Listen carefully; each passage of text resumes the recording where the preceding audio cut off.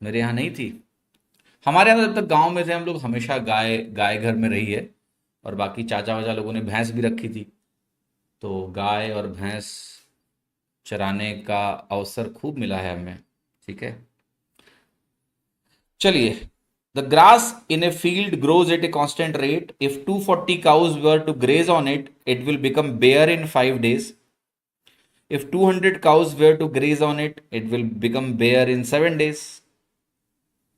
How many days would it take for 150 cows to graze before the field become bare? तो ये जो सवाल है बेटा, it is somewhat related to time and work type का question. जैसे जैसे मैं कहता ना कि 200 आदमी हैं, एक काम को 5 दिन में पूरा कर सकते हैं, लाइक दैट। तो आप ये कहोगे कि पहला सिनारियो हम लेते हैं कि भाई 240 गायें हैं, और मान लिया कि 5 दिन में ये इसको पूरा ग्रेज कर लेंगी। तो एक तरह से जो वर्क इक्विवेलेंट है वो कितना हो गया, 1200 हो गया। अब देखो, शुरुआत में हम मान लेते हैं कि हमारे पास एक्स क्वांटिटी की ग्रास है, और पर डे का जो रेट है ग्रो करने का वो ए यूनिट का है। A units per day grass grow भी कर जाती है। तो शुरुआत में एक्स था, और चूंकि 5 दिन बाद ये खत्म हुआ ना, तो 5 दिन में 5a ग्रोथ भी हो गई। तो आप कहोगे x plus 5a total 240 into 5 के बराबर होता है।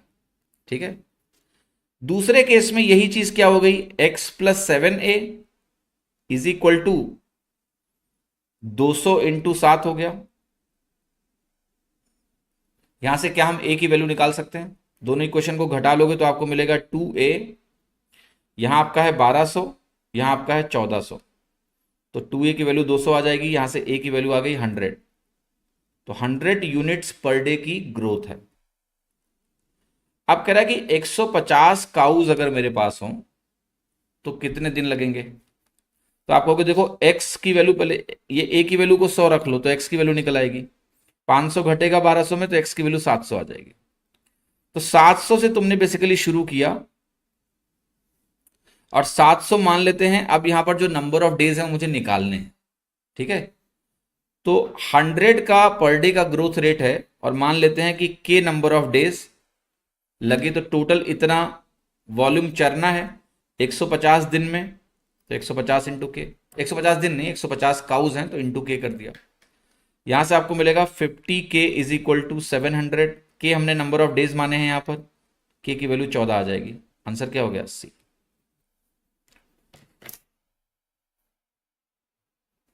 गोली खेलते थे क्या, गोली में बहुत खेलता था गांव में, बहुत खेलता था।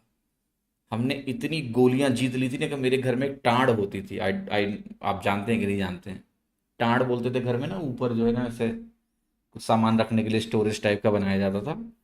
उस पे मैंने गोलियां ही गोलियां जीत के रखी हुई थी।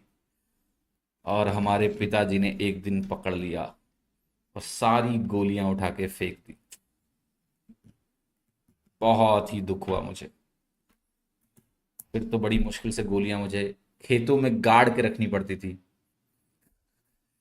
कि घर में तो पकड़ ही लेंगे, अब ये समझ गए कि मैं गोली खेलता हूँ।